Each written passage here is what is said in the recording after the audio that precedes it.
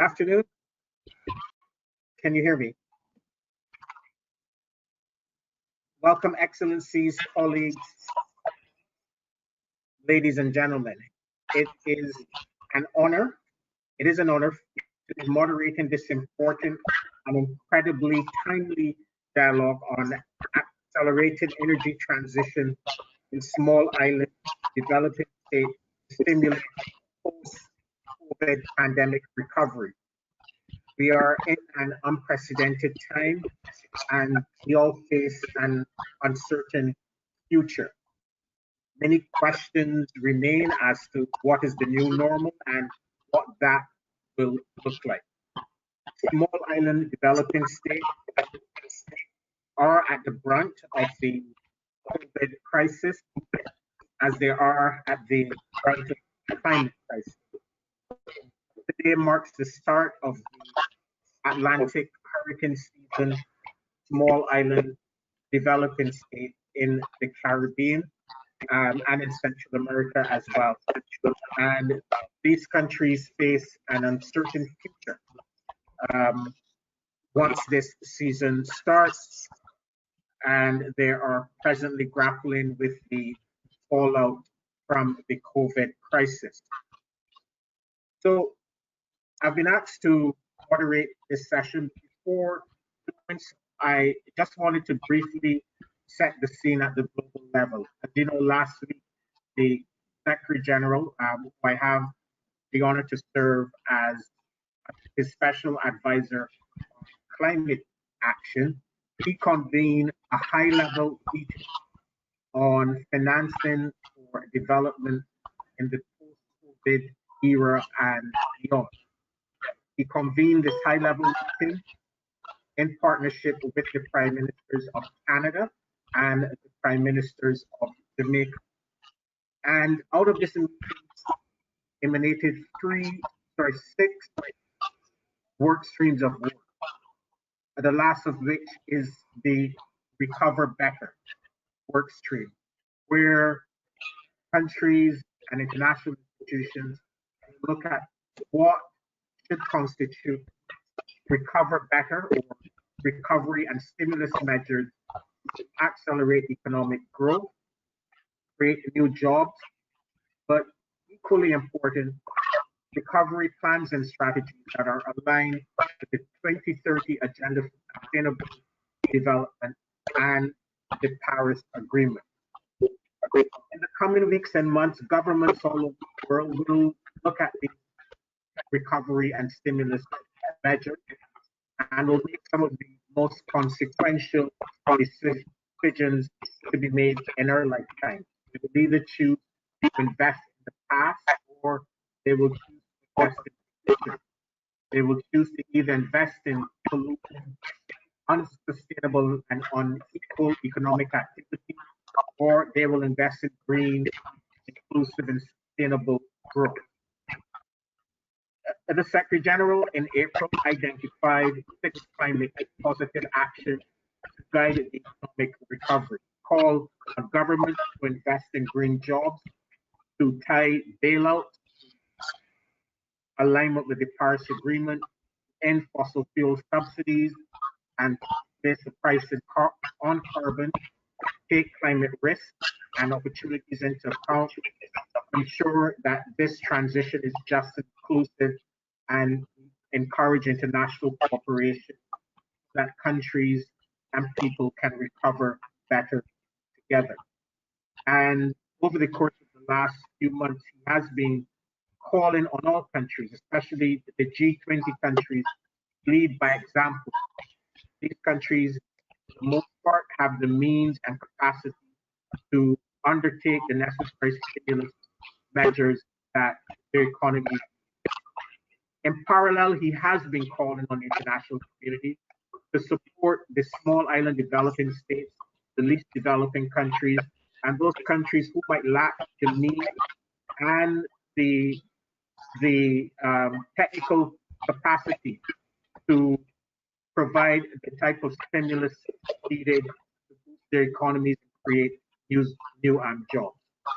What I'm curious to hear this afternoon from all leaders here is what can the international community do to support the small island developing states to translate what I know coming from a small island developing state, coming from the Caribbean, strong political will, strong political will to recover better, to recover green, and to recover in an inclusive manner. And how can IRENA, using all the tools that it can support the SIDS in this recovery? However, you've not come to hear me, you've come to hear these distinguished ministers as well as my very good friend Francesco La Camera, the Director General of IRENA. But I first wish to give the floor to my fellow Caribbean brother, Minister Omar Figueroa, AOSIS Chair and Minister of Environment and Sustainable Development of Belize. Minister, you have the floor.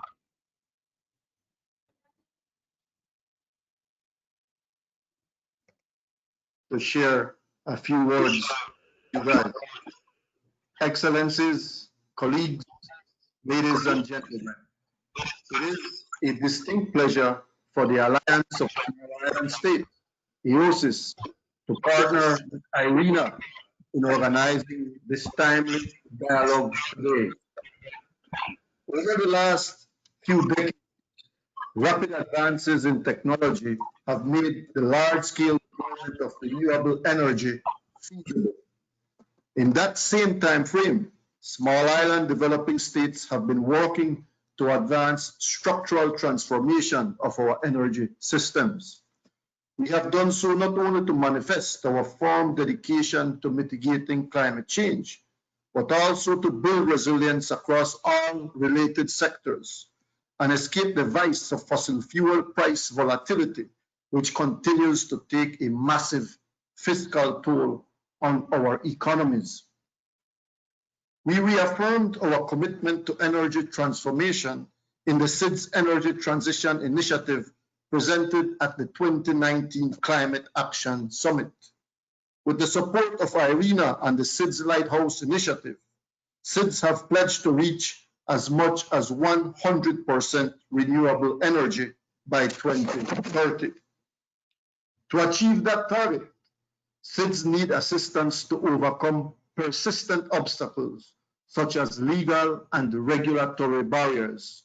We need access at the scale required and the necessary training and technology for sustained human and institutional capacity.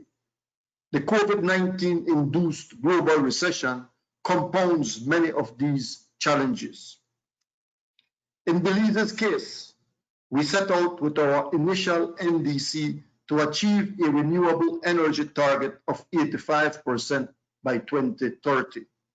To support that initial target, we established a national sustainable energy strategy, developed a sustainable energy and action plan, and further elaborated a low carbon development roadmap. With this policy framework in place, we have allocated fiscal resources to support implementation and explore local energy resources to strengthen and stabilize the renewable energy sector. At the moment, about 35% of the total energy supply is generated through indigenous renewable energy sources. However, upfront renewable energy costs are high. As a result, we are unable to scale up the share of renewables in the national energy mix, and we are also unable to sustain affordable access to remote off-grid rural communities. While we recognize that feed-in tariff policies can help cost competitiveness and increase community ownership of renewable energy resources, we currently lack the data and capacity for initial price setting and adjustments as production capacity increases. In addition to strengthening capacity, we need more large-scale investments in the renewable energy sector to supplement the fiscal resources available in order to scale up deployment of renewable energy. While the overall international funding for renewable energy has increased, the process for accessing these finances can be complex, cumbersome, and costly relative to the size of our projects, and for the same reason of size, attracting investors for large-scale and long-term projects is difficult. While these challenges have been persistent for Belize and for many other SIDS, they are not intransigent. The solutions are at hand. First, we need durable partnerships that are tailored for the special circumstances of SIDS.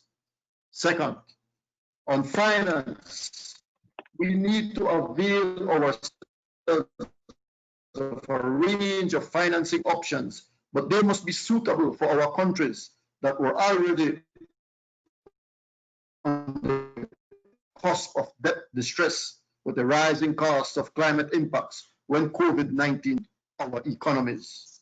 We readily acknowledge the utility of innovative approaches such as blended finance to de-risk investment and supplement fiscal resources. And we have working examples of debt swaps in Belize from the early 90s and in Seychelles in the early 2000s. Third, it is very important to customize a centralized and inclusive approach through existing mechanisms to support SIDS.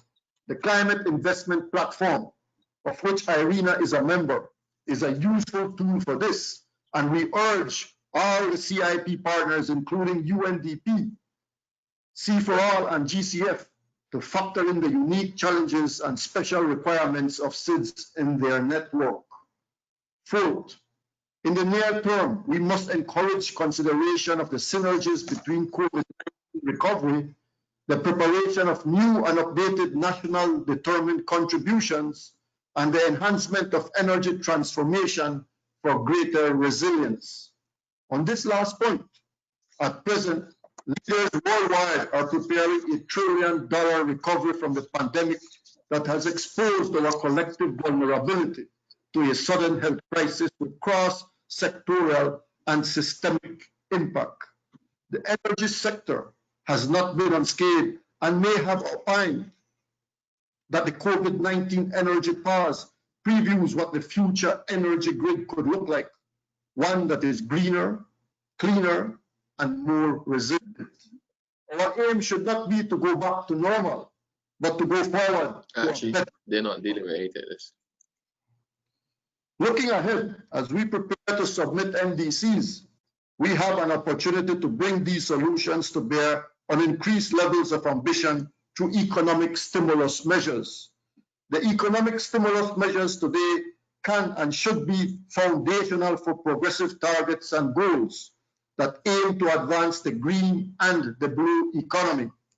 They are also critical to prevent a free fall of SIDS into an irrecoverable debt trap that would necessitate deferring vital steps towards our renewable energy transmission. I cannot overemphasize how urgent our need is for immediate scaled-up support. We believe that our implementing partners, including IRENA, UNDP, and the NDC partnership, have a crucial role to play by providing us with the support needed for analyzing the feasibility of the extent to which the renewable energy targets can be incorporated into NDCs and long-term emission reduction strategies, in tandem with the development of stimulus packages and other economic response measures. We believe that no platform for sharing of information on best practices and lessons learned can also assist in the development of these holistic strategies. I thank you all for joining us today and invite you to take stock of where we are right now, where we intend to be, and how we can get there. Now more than ever, we need international solidarity and unity. I thank you. Thank you, Minister, for your usually very strong and clear messaging on behalf of the Alliance of Small Island Development. It is clear that there's strong political will from all small island developing states to use this crisis as an opportunity to accelerate the transition to clean energy. That is crystal clear from all sides. I now give the floor to the Director General of IRENA, Francesco Camara. The floor.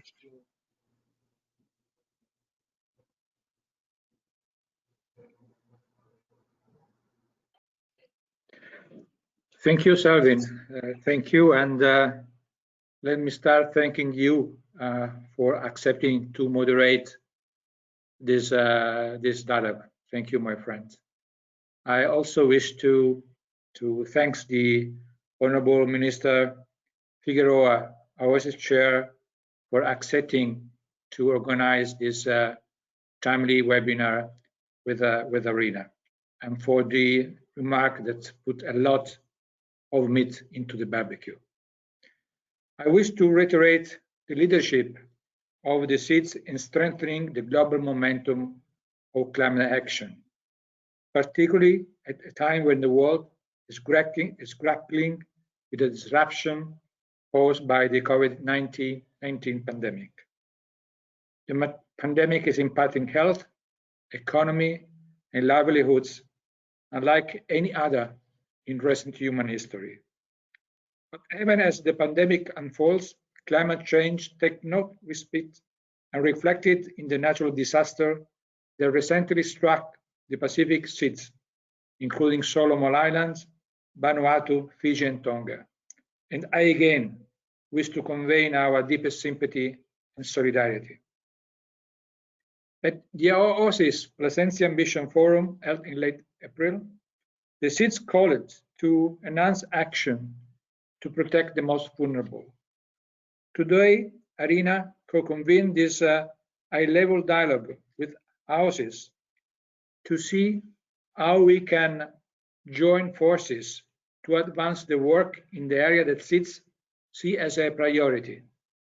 I am delighted to see so many seats and development partners here today. It's a testimony to the importance of the subject as well as the commitment to action that we are here in such numbers, in spite of the time differences and competing priorities. I don't need to elaborate on renewables and energy transitions, as seats are the global leader in this regard. But we need to have a fresh look to see how this can strengthen resilience and accelerate provision of essential services, such as health and water. Tourism, which is one of the key economic areas for many seats facing a difficult period. We need to look at how we can use the upcoming periods to stimulate economic activity and job creation through accelerated energy transition. IRENA has prioritized seats in our work from the outset. Most of you are partners of the Seats Lighthouse Initiative. This is a powerful coalition of 36 seats and 27 partners ready to act to accelerate renewables deployment and energy transition. While renewable uptake in seats has increased in the recent year, there is still a significant potential for growth. And it's no surprise that seats have set some of the most ambitious renewable energy targets in their NDCs. As just recalled by Minister Figueroa, the Enhanced Climate Package announced at last year's Climate Action Summit include an objective to achieve as much as 100% renewable energy in the electric sector by 2030. We aim to further strengthen our work to support the seats under current circumstances. We are working with them in enhancing the energy component of the NDCs, and their implementation has been a key priority for the agency. A task undertaken in close collaboration with UNDP, NDC partnership, and regional entities. Since the beginning of the year, we have been working closely with a number of seats on a wide range of technical areas, and we are ready to work with all of you. To realize the ambition of ambitious NDCs, mobilize investment and facilitating projects remain a key challenge. IRENA is contributing to the implementation of the Climate Investment Platform that will be operationalized through sub-regional investment forum and SIDS, trying to find answer to the special circumstances for SIDS, to find way for blending public and private resource and ensuring the right risk measures to enhance investment. I think, as been said by Minister Figueroa, customized and centralized support is relevant, and I hope that Climate Investment Platform that already got more than 250 partners and more than 200 projects can be a solution, or at least contributing to the solution of this. We are focusing on the ability of decision makers to create an enabling environment for renewable investment and help developers prepare bankable projects and access finance. We continue to work virtually on this issue, and IRENA will prioritize this work in SIDS as soon as the conditions allow.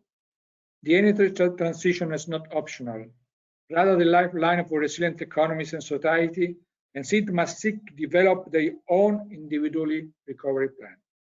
But we also know that there are many areas in the energy transition where collective action can shift the tide. I'm looking forward to listening to all of you today to learn how we can best support you in the coming month and how we can collectively act to accelerate the deployment of renewables. Thank you all. Thank you so much, Director General. You and the Minister, you've both helped us to provide and set context for a constructive and fruitful discussion on the actions needed to advance and accelerate the energy transformation in the small island developing states as they recover from the COVID crisis. As you know, we have just under an hour, and I therefore propose that speakers to follow, that you limit your interventions to 4 minutes to share your experiences and perspectives. We are using a virtual platform, and I apologize in advance for any technical problems. If we have any connectivity issues, we will move on to the next speaker, and we will try to sort those problems out and we will return to you. We want to ensure that everyone who's here participating has a voice. I would now like to invite our first speaker, the Honorable Henry Puna, Prime Minister of the Cook Islands. Mr. Prime Minister, the floor is yours. Okay.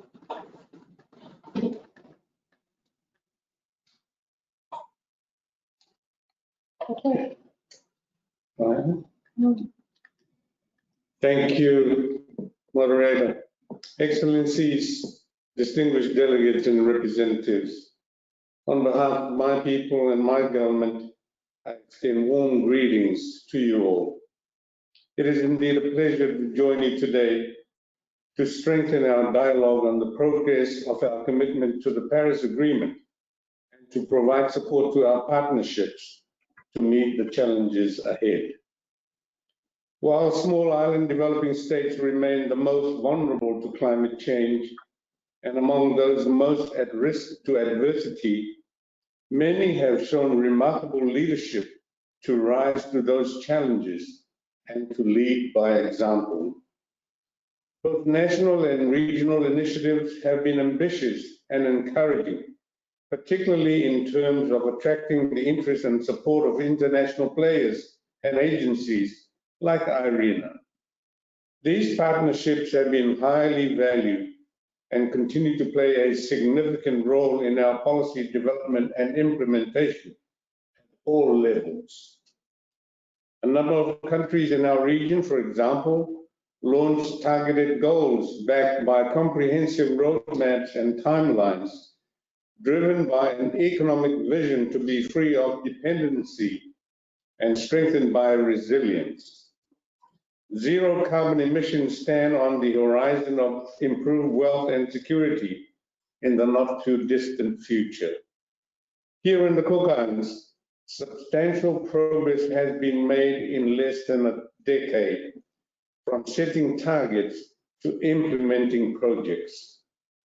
10 of our 12 inhabited islands are benefiting from more than 80% of their electricity supply from solar power.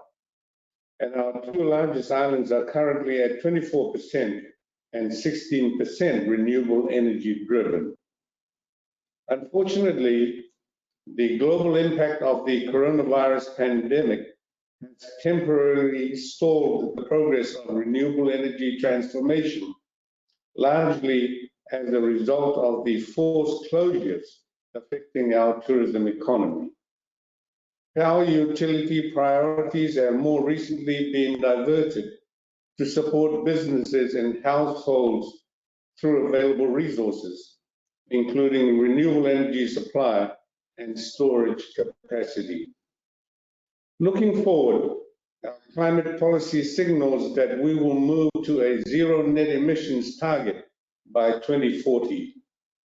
To enable us to commit to such a target, however, requires a level of considerable planning and substantial engagement across all our stakeholders.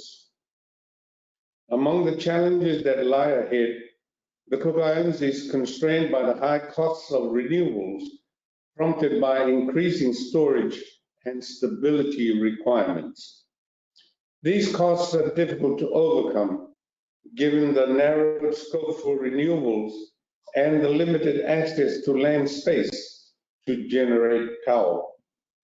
The Cook Islands is largely reliant on solar, with a small contribution of wind energy, thus reducing the flexibility of supply and increasing storage costs. Access constraints result in smaller lots and the burdensome costs of scaled-down systems, more complex distribution, and land acquisition. Remote locations and a harsh environment substantially increase operations and maintenance costs of renewables, which can leave small local administrations exposed to additional costs and hardships. Private investment is burdened by high risk and insurance premiums, further increasing upfront costs of renewables. In our early stages of renewable energy development, government recognized the future importance of burden sharing through private sector investments and partnerships. From the outset, we strived towards laying the necessary foundations that would generate interest and attract resources other than those provided from the public sector. The risks, however, continue to be enormous and unpredictable in terms of the scale of adversity, particularly for those small island states supported by narrow economies.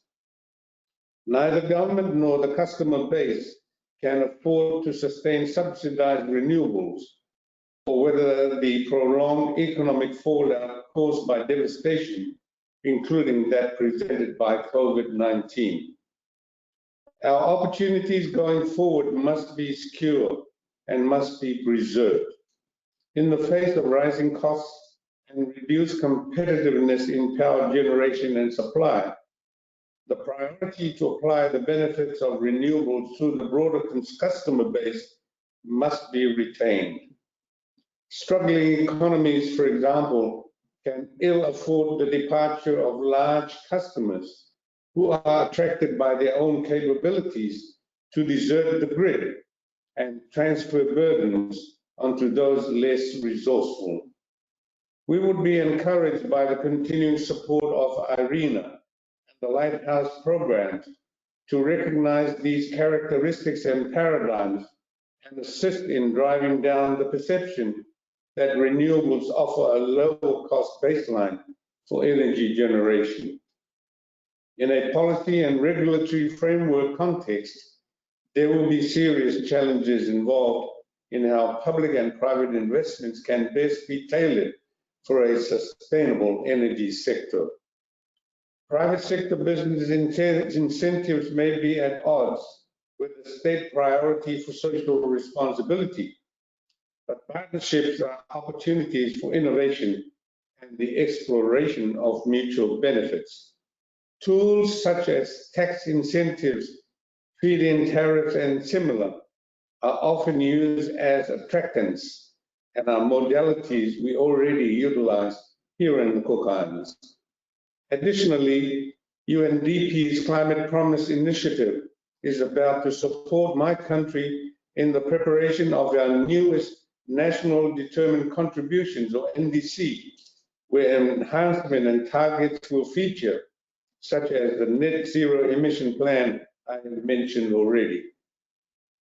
As a member country to the Pacific's NDC hub, we are comfortable to share where we're needed to replicate knowledge on renewable energy assessments, economic tools, and economic expertise to enable states to reach their own agreed goals and targets. The Cook Islands is also well placed for other spin-off activities, such as the transport sector and the potential of the electric vehicle market. We will be looking towards securing the support of partners and exploring a financing model that encourages growth beyond the present EV pool. The support of and cooperation with IRENA in the development of our green transport sector is an exciting prospect. In terms of the Green Climate Fund, the Cook Islands is favorable towards financing models where we can better understand accessibility and application, particularly as there may be attractive concessional rates or blending finance options. The utilization of GCF resources to de-risk a renewable energy project can enable the private sector to fully engage in the investment of energy projects. These elements can be critical to small countries like ours to attract private sector investment. While we must contend with the turmoil brought about by a global pandemic, the stabilization and ultimate recovery of our economy has underscored how important it is for the most vulnerable and at risk to stand firm, but stand firm together. As we move ahead, we can strengthen this resolve, but only by continuing to work closely together and by cooperating to our fullest. We remain in this together, and as a SIDS family, we look forward to progressing together. Thank you.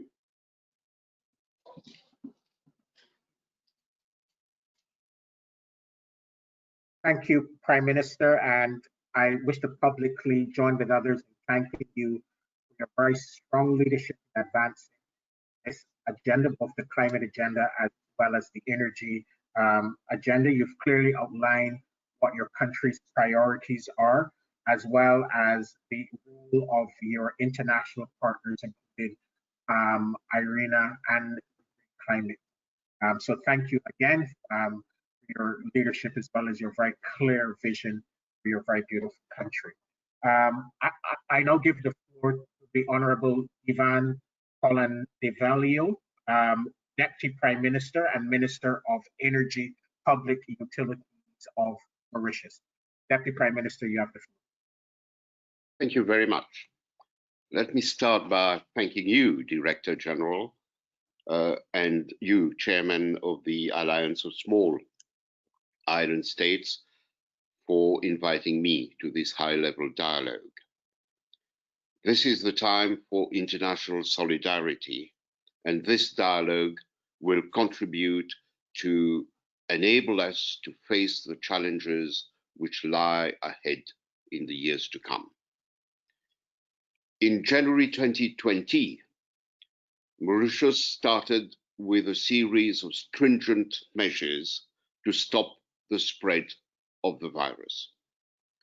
We acted according to directives of the WHO, and now after 10 weeks of lockdown, we have noted that there are no other local cases, and we have eased the lockdown measures tremendously, and we are back to economic life. During this crisis, our government provided support to the poorer segments of our population. We distributed basic food packs. We introduced a wage assistance scheme. We controlled food prices. We reduced electricity tariffs for low-income households, and we continued with distance education programs. We even hand-delivered pensions and medicine to individual families and persons. We are going to experience tough times ahead. And being a small island, as you said, Mr. Director General, small islands, developing states, small islands, very hard. And we most largely depend on tourism, and that is going to be the worst hit sector. In the energy sector, we experience 35% reduction of electricity demand during the lockdown. It is going to pick up as we ease our lockdown. Our renewable energy is, we are aiming at 35% in 2025 from 21% right now and 40% in 2030. COVID-19 has increased our awareness of the need to use indigenous resources in order to increase our self-reliance. We still have a number of challenges. We need to improve our technology. We need to improve research and development. We are going to help the poorest segments of our population with the help of IRENA and the Abu Dhabi Development Fund. We are implementing a project for installation of 10,000 solar PV rooftop kits, each with 1 kilowatt capacity, to the tune of $10 million on houses of poorer families. We are assisting small and medium enterprises, which are being provided renewed support to contribute more significantly to the economy and thus help to speed up our economic recovery, because we need to create jobs. We have designed PV schemes to assist the SMEs, and we are sure that IRENA will come up with funding initiatives to support member states to promote the accelerated shift towards green energy in the SME sector and to accompany economic recovery post-COVID-19. As in other member states, we have created the necessary environment to allow a national regulator to oversee the electricity market and industry. Regulators are very often quite slow in putting in place the necessary regulatory measures to accelerate the energy transition enshrined in national energy policies. I'm sure that IRENA can help us to design programs and initiatives to better prepare regulators of SIDS to support and accelerate the ongoing energy transition.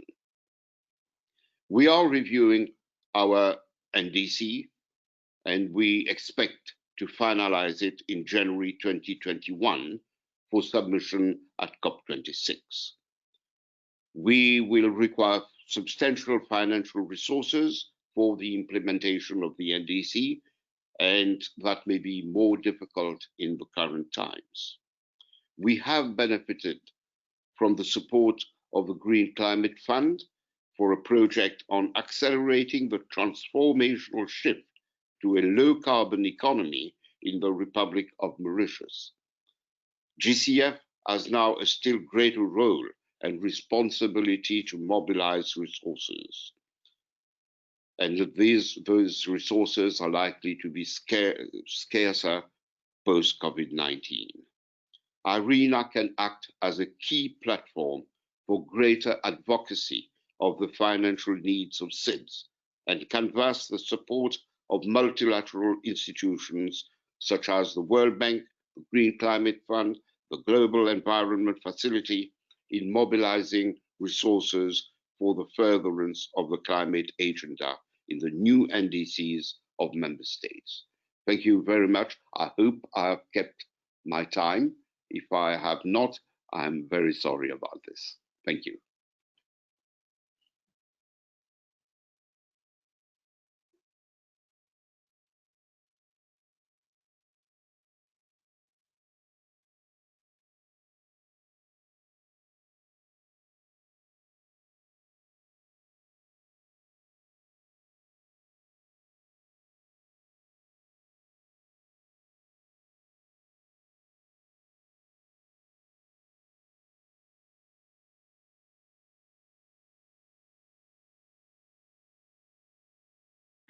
Good afternoon, colleagues. Thank you very much for inviting me to participate in this rather timely webinar. The COVID-19 pandemic is placing tremendous strain on the vulnerable economies and societies of SIDS, St. Lucia being no exception. The tourism sector, which plays a critical role in SIDS economies and is a key generator of employment and overall contributor to livelihoods of our people, has been impacted severely. And of course, the impacts of this pandemic are felt across all sectors, not tourism only. St. Lucia's national energy policy extols the need to pursue energy independence through measures aimed at increasing the share of indigenous renewable energy within our energy matrix. The recently endorsed St. Lucia National Energy Transition Strategy outlines scenarios for transitioning St. Lucia's energy sector towards more economically, socially, and environmentally sensitive paths. Locally, investments in renewables have been affected negatively. No new solar PV systems were installed within the domestic or commercial sectors during the state of emergency thus far. This may be as a result of several factors, including the unavailability of financing for such projects, exacerbated by the loss of jobs by prospective investors and the loss of economic activity by renewable energy businesses. Similarly, planned investments, including investments in renewable energy projects, solar with battery storage and potentially wind, are being delayed by the challenge of decreased revenue margins, a fallout of increased electricity bill payment fallouts or defaults. Even so, the government continues to engage players within the sector to ensure that support is provided where possible for maintaining planned investments, albeit with defined delays in implementation. The plans for solar ADFD load, geothermal, and wind are still being pursued, albeit with delays. The government has recently provided a loan guarantee for the 10 megawatt solar farm with battery storage in the southern eastern portion of the island, which is to be implemented by the main electricity company. The question happens, how can IRENA assist? I humbly submit, one, by supporting the establishment of low-cost, easy-to-access funding mechanisms for small-scale DG systems. B, support the review and development of emergency response and recovery protocols for key players within the energy sector, such as regulators, utility companies, PV installers, and approval agencies of government that deal with climate-related and viral-related disasters such as COVID-19. The health, tourism, water, manufacturing, and public sectors, including the education sector, can benefit tremendously from renewable energy deployment. Thankfully, we had already installed a 200 kilowatt solar PV on the rooftop of the recently commissioned OKEU hospital, and it is anticipated that a significant amount of the electricity ordinarily used from the grid will be displaced by this system, thus yielding lower electricity costs and by extension the cost of operations of the hospital. St. Lucia, reforms to our energy sector for the unbundling of renewable energy generation and increased private sector participation in renewable energy deployment is being championed by the government through its policies. We have created an independent multi-sector utilities regulator for the water and energy sectors, and this is supported by a legal framework which is still being rolled out. The COVID-19 pandemic has been unprecedented in the global environment. Many islands have been preparing their revision of the NDCs to be submitted at the next COP. Through frameworks such as SIDS Lighthouse Initiative, ambitious SIDS Climate Action Summit Package, Climate Promise Initiative, NDC Partnership, and the Climate Investment Platform, IRENA and other partners can achieve some of the following. Number one, comprehensive data collection on the impacts of such events on the different SIDS through the various frameworks on the energy sector. SIDS have been adversely affected by different climate events that have struck maybe one or more SIDS at a time. This global pandemic has affected everyone. While SIDS are quite similar, there are also significant differences among the islands. This pandemic will help identify the most vulnerable sectors for each island and help IRENA and partners to better formulate stimulus packages on different assessment levels and not necessarily just by geographical region alone. Number two, development and design of more resilient energy systems. For St. Lucia, at least when resilience is mentioned, the thought of hurricanes and maybe cyber crimes are envisaged, but energy shocks as a result of a pandemic are now in the forefront. These frameworks with the data and information retrieved can help the design of more resilient energy systems specifically for SIDS and highlights different scenarios or situations incorporating the many dangers that SIDS may face. 3, data sharing for SIDS is critically important. As mentioned previously, documentation of methods and strategies by different SIDS in combating the pandemic and their level or current energy situation would play an important role in fully integrating renewables into energy systems. IRENA and partners can work effectively through the different net frameworks, creating an effective data sharing platform to integrate energy and climate data to reduce or manage vulnerabilities in the energy sector. 4, accelerated investment through various frameworks into renewable energy to help COVID-19 economies or sector economies recover in the different SIDS. Many SIDS are affiliated with one another in the different frameworks listed. And so funding, collective funding, regional funding through these agencies to help accelerate renewables can drive the economy and help enhance the integration of renewable energy into the NDC and assist with implementation. 5, I've got just 2 more to go.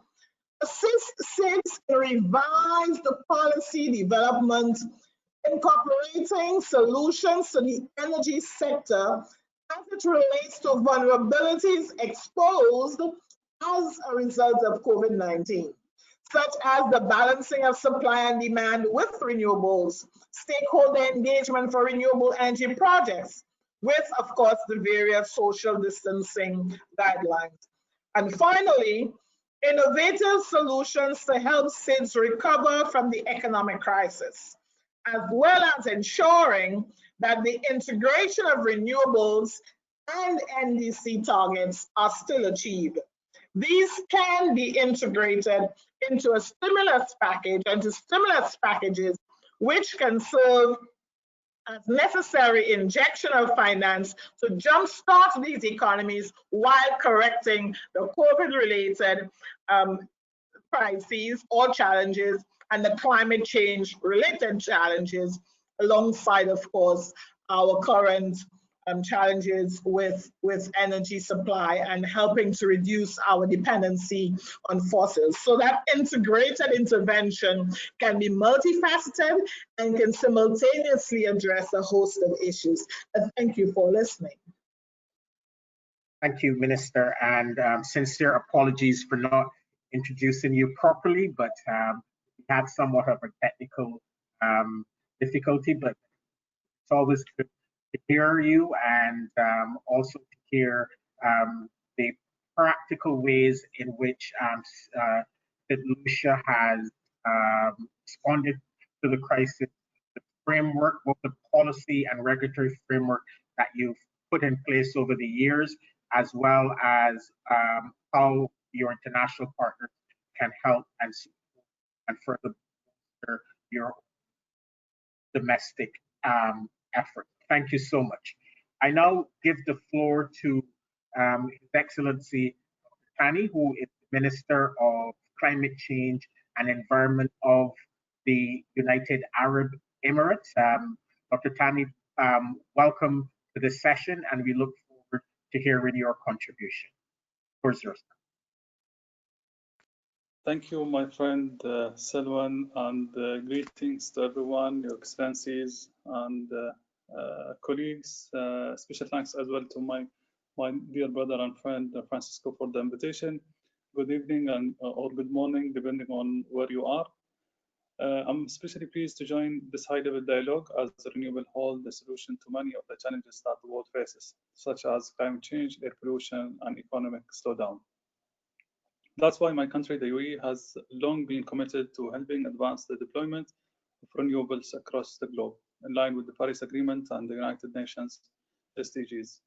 To date, we have invested in renewable energy ventures that have a total value of $16 billion across 70 countries. And we have also provided technical expertise and project assistance through Masdar, the UAE's flagship energy company.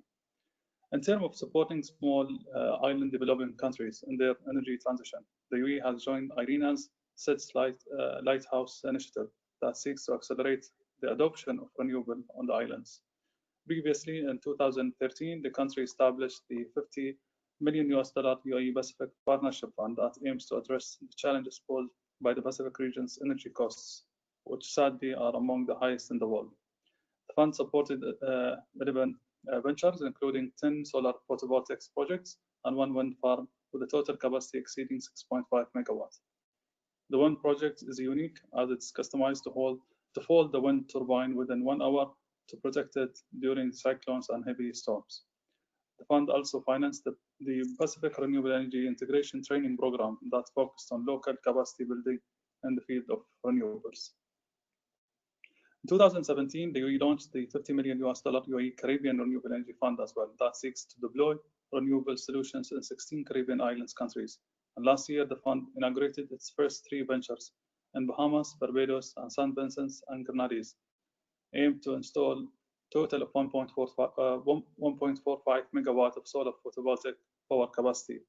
Other projects are currently under development. Small island states have also benefited from IRENA Abu Dhabi Fund for development projects facilities that offer $350 million in soft loans over 7 cycles to enable developing countries to access low-cost capital for renewable energy ventures. In addition to improving the electricity access for the smaller populations and meeting a large part of the country's energy needs, the projects we have helped bring to life created jobs opportunities, supported the developments of local communities and economies, as well as reducing the pollution. They also enhanced the climate change resilience on the islands and reduced their dependence on imported fossil fuel, which is an especially important point during the current pandemic that has affected the global trades. 2020 is the year where countries of the world are reviewing their NDCs and exploring opportunities to step up their commitments. The NDC play a crucial role in fighting climate change worldwide. Therefore, the UAE would like to encourage the small islands to take this exercise seriously and use the tools provided by IRENA to strengthen their NDCs. And we'd be more than happy to explore how can we work with the rest of the small islands to support their energy transition. Wish you all the best in the discussion and looking forward to see you all back here in Abu Dhabi soon after this pandemic is over. Thank you so much. Thank you, Dr. Tani, and we all look forward to returning to your beautiful pandemic. It's over and we're free to travel. And I also wish to thank you again for the concrete proposals that just how you can support and your country can the states to accelerate the energy transition. And I fully agree with you and the other speakers that this really represents a unique opportunity for the small island developing states to undertake much needed energy transition.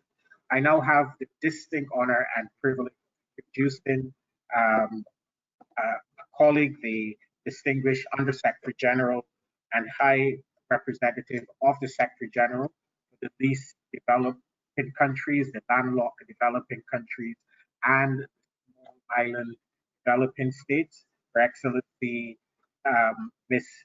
Yuti Kamani. Thank you very much, Selvan. Honorable Prime Minister Puna, Honorable Figuera, AOSIS Chair, Director General of IRENA, Honorable Ministers, distinguished delegates, ladies and gentlemen, I'm pleased to join you all. Your high-level dialogue on accelerating energy transition in SIDS to stimulate post-pandemic recovery could not be more relevant and timely.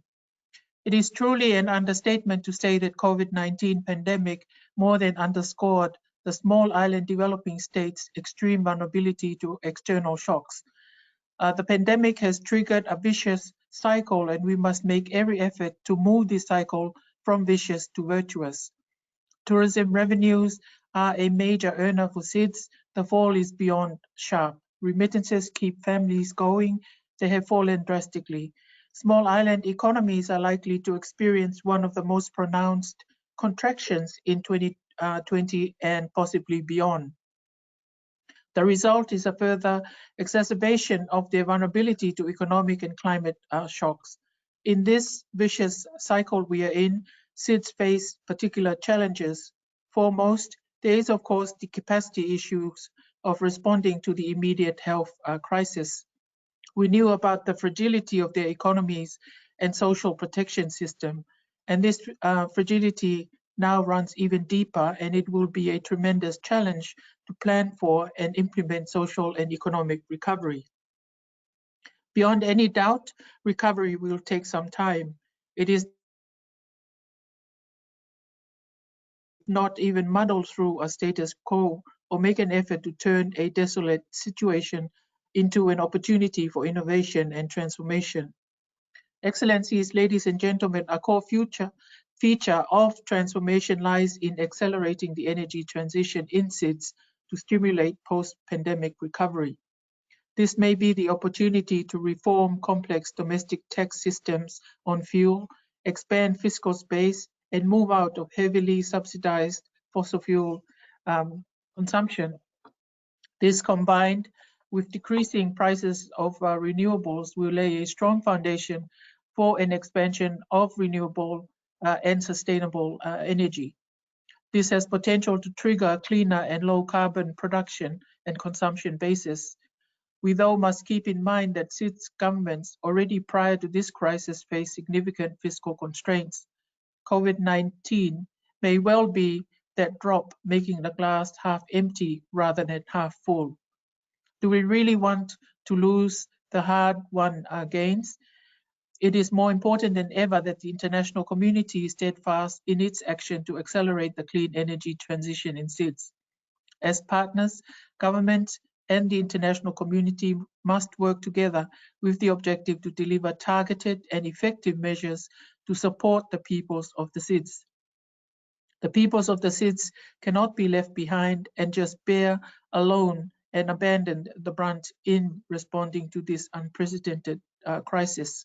We must continue to explore and advocate for dedicated funds for SIDS, including within the context of the international financial institutions. It will be vitally important to expand access to concessionary financing for SIDS to complement domestically financed stimulus packages.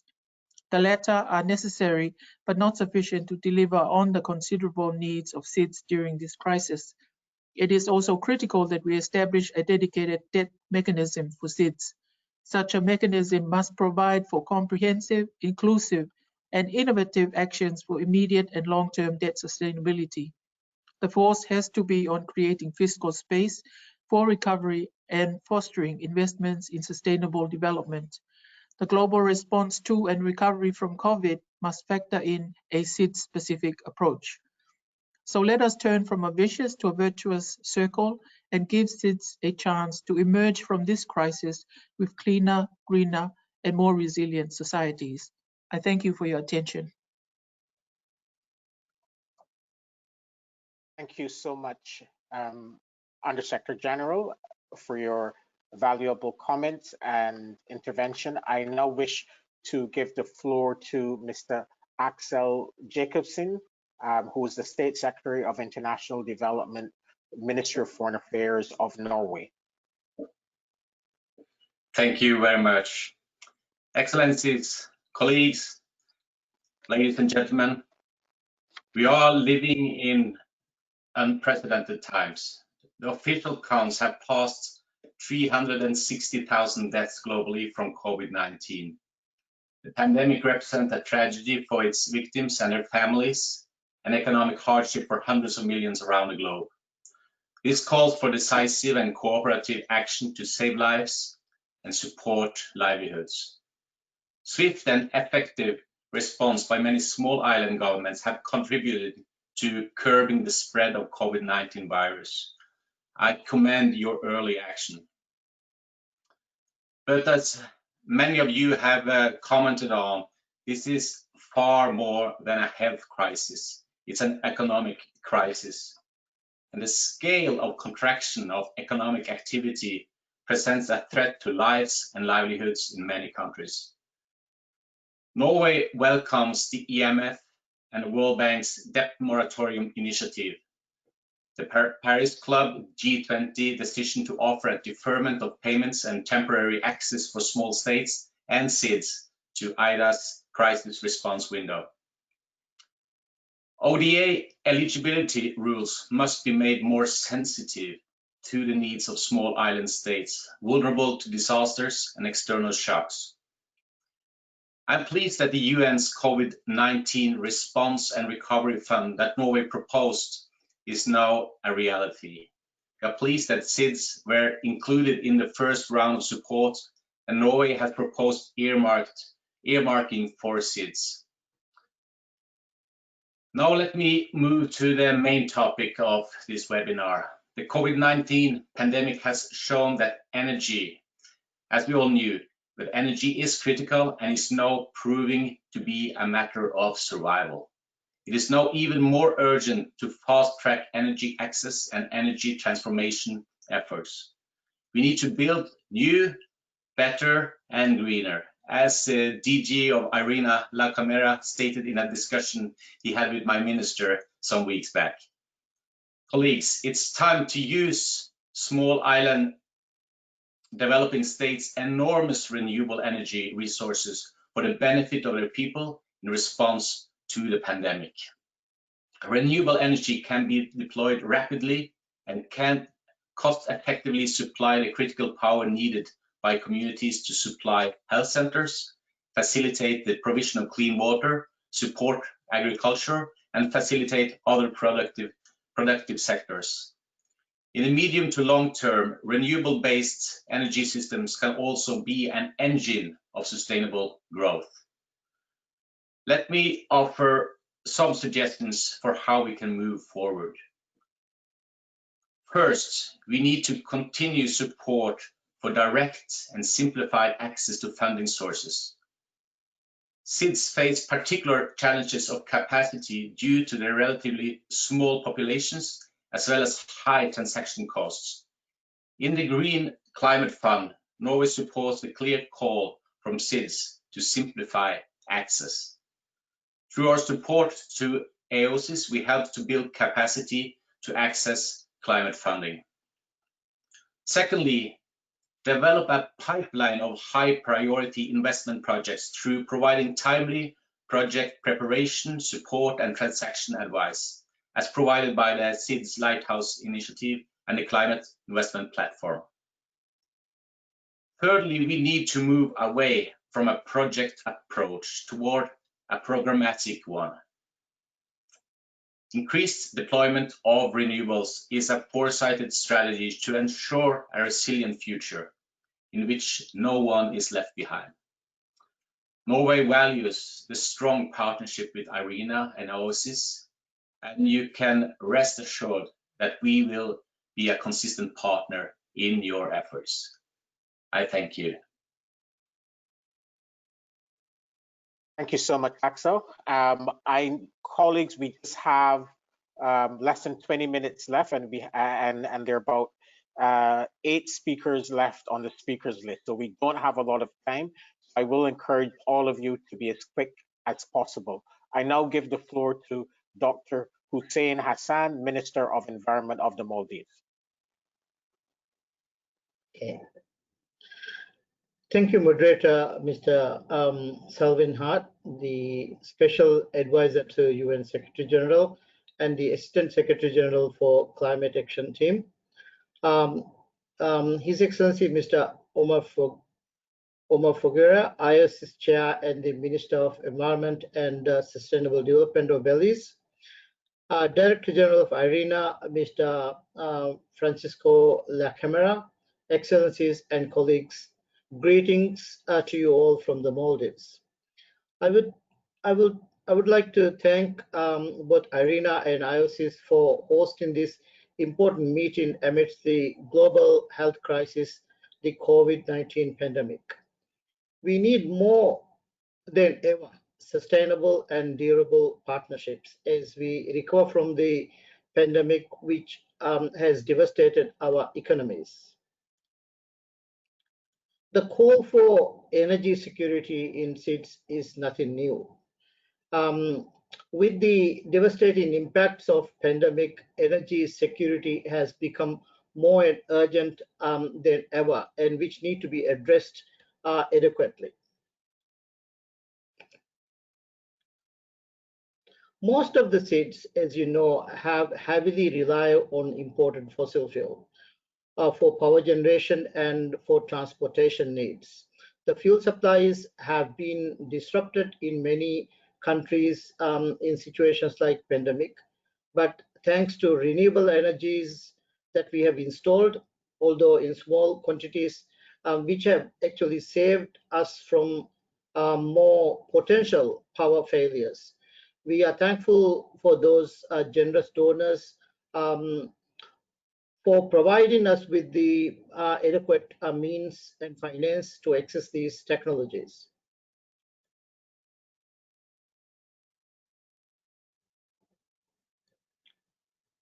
In the Maldives, we are almost entirely dependent on the imported fossil fuel in meeting our energy needs. As much as 93% of energy is derived from fossil fuel. Only 7% is from renewable energy. We estimate that our total installed capacity is around 200 megawatts. We are indeed very vulnerable, even in relatively small changes in fuel prices. The effect on the economy is really significant. As we lack financial resources, we only buy country fuel in sufficient quantities for weeks, and due to lack of enough storage capacities, even when the price is really low in the market, we cannot buy in bulk. Our country is being geographically highly dispersed, highly fragmented. Cost of transportation of fuel is a major problem too. We are subject to tremendous pressure due to supply and demand shocks during this pandemic too. To address these challenges, we have come up with some plans. Under the current plans, we are planning to expand the fuel storage capacity centrally in Malé and also develop proper storage facilities at strategic locations throughout the archipelago, and also increase the capacity in island levels. At the same time, we are developing and implementing aggressive renewable energy expansion plans. Under this renewable energy expansion plan, each of the 186 inhabited islands will have solar PV installed, at least equivalent to 30% of the daily peak electricity demand. And we aim to provide at least 24%, a quarter of our energy needs from renewable energy by 2023. That is 3 years' time.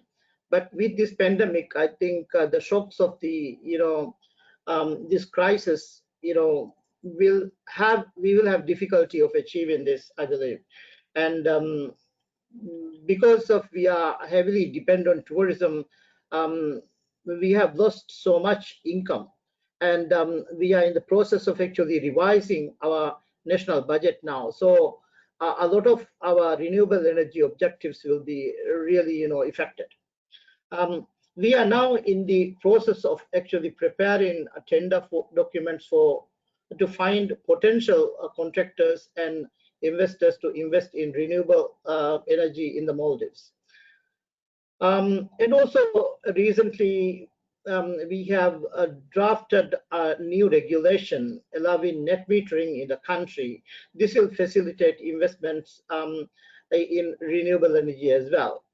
The main challenges the SIDS are facing are due to unavailability of financing and operational resources. As I've said so many times in other forums, without access to finance, our plans and nationally determined contributions and this is actually cannot be implemented, and these plans have no value at all. Actually, it's just paragraphs on paper. So I think the rules currently implemented by banks and donors have to change to reflect the current situation. I think the science is very clear. We've been asked again and again for bankable projects, and I don't know what we have to collateralize, and we are in the forefront of these climate impacts, and we are the main victims, but still we've been asked to provide bankable projects. So access to finance is very important. I think the rule book has to be changed so that we will have adequate financial resources so that we can increase renewable energy in our countries. IRENA could actually help us by providing financial and technical assistance in concluding research on new renewable energy sources, for example, ocean thermal energy conversion or OTEC for cooling and electricity generation and water production as well. Wave energy conversion, tidal energy generation, and also ocean current-based energy generations. And Maldives is surrounded by ocean, and we have all these potential energy sources, yet we're not being able to invest in this because we have no access to finance. IRENA can also assist in accessing innovative financing for renewable energy projects.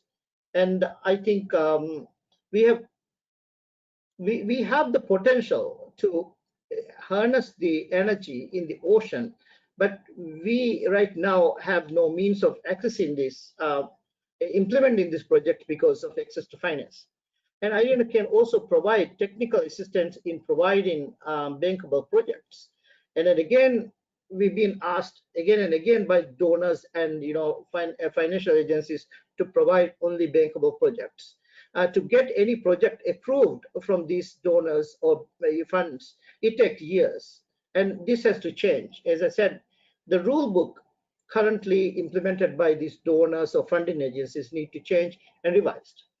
And also IRENA can assist in developing human resource capacity in the renewable energy related areas. Going back, according to the information that I have, distributed solar PV account for over 40% of the global solar deployment in 2019. For a country heavily dependent on imported fossil fuel, to meet the energy needs, investing in research and development of utilization of available renewable energy resources in the country can play a significant role in ensuring energy security and tackling future risks and crises, especially when considering the impact such as global crisis can have on the international markets and economy.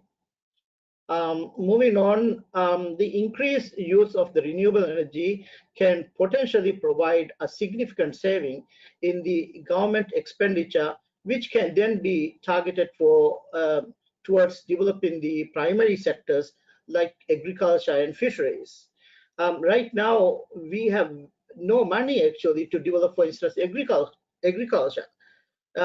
In crisis like this, we realize that we cannot rely on imported food all the time. We must actually grow our own foodstuffs at home as well. So, especially considering the restrictions that follow a global pandemic like this, for a country such as Maldives that is heavily dependent on imported goods, it is crucial to develop a sector such as the agriculture and fisheries sector to ensure that we have basic foods required for the communities in all islands in the country. Similarly, for the tourism industry, the use of renewable energy and options to develop a greener tourism experience can be an opportunity to create a market to attract new consumers while ensuring environmental sustainability. Okay. Yes, sir.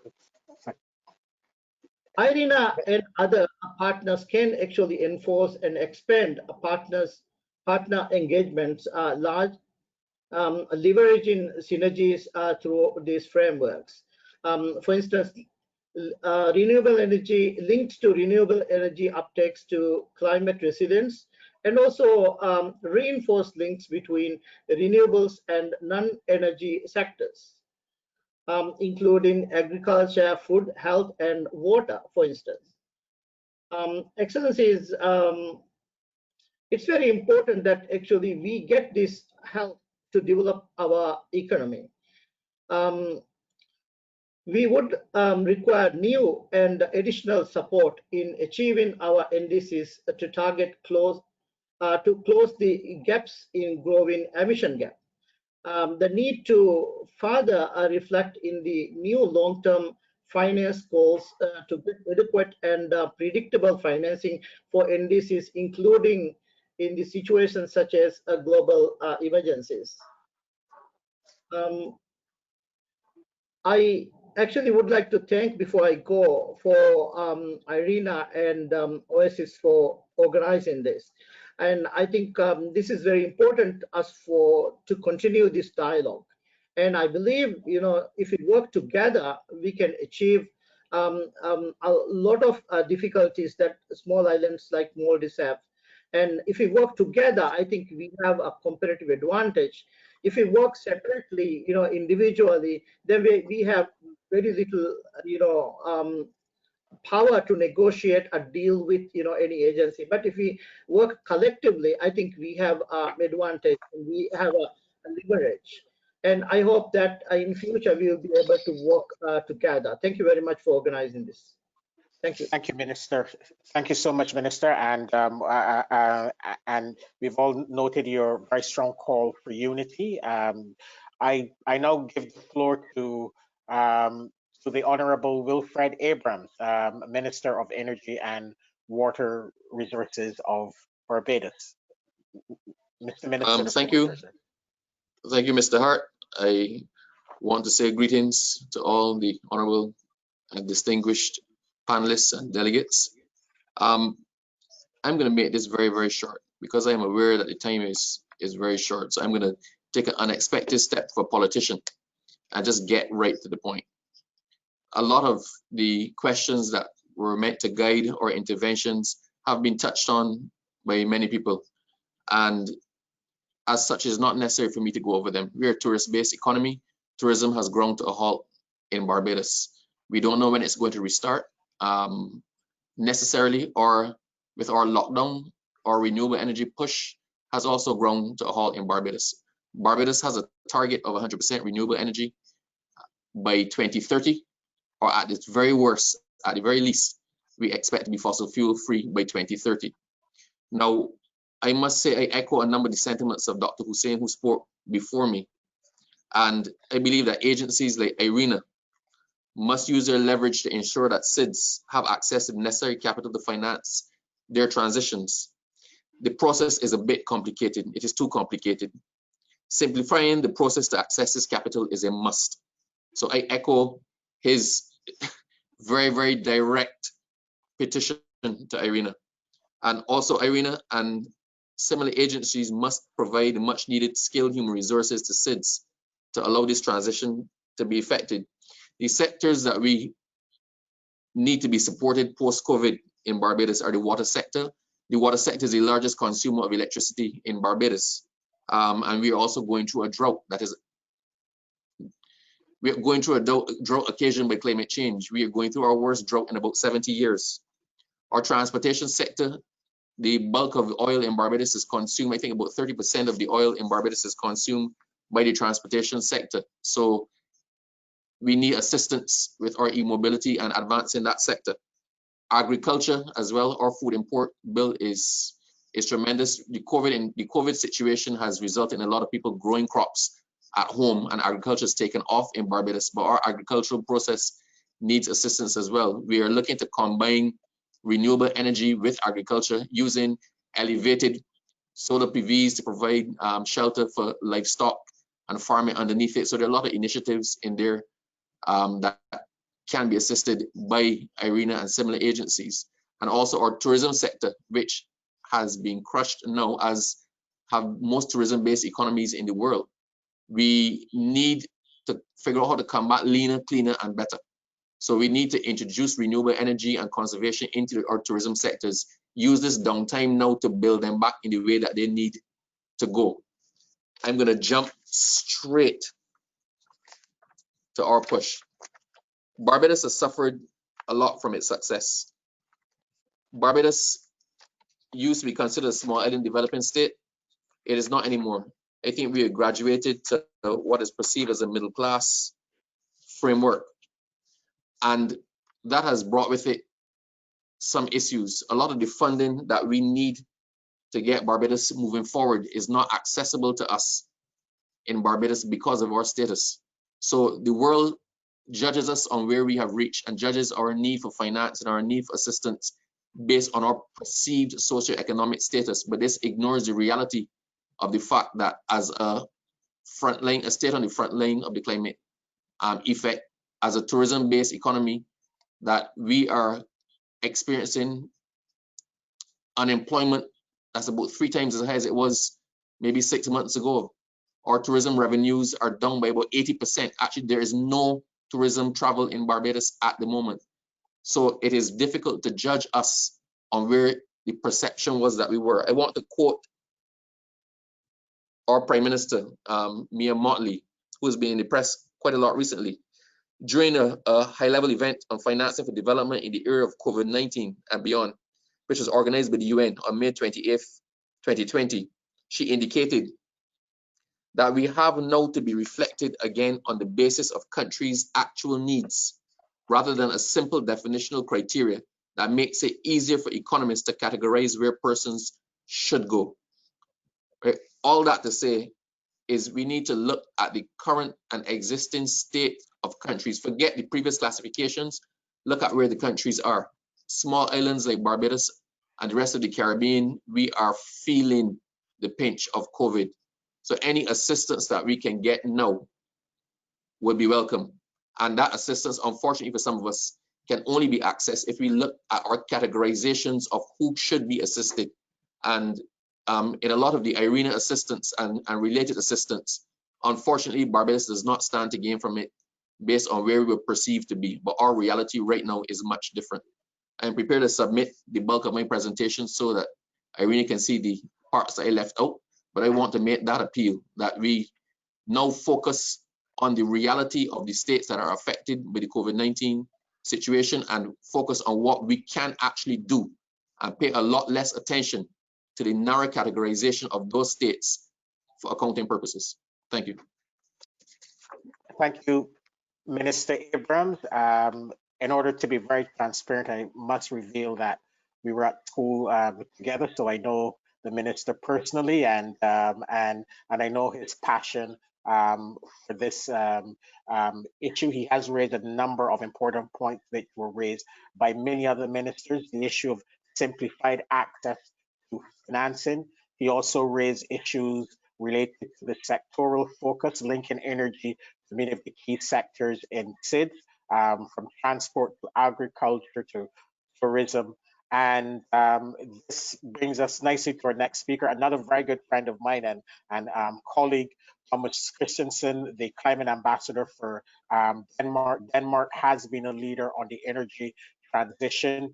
You're a leader on e-mobility. I will put you on the spot and ask you to respond as well to the excellent intervention from Minister Abrams in terms of what Denmark as a country, but Denmark as a leading member of the European Union, what are some of the things that Denmark can do in its excellent work to support the small island developing states to accelerate this energy transition?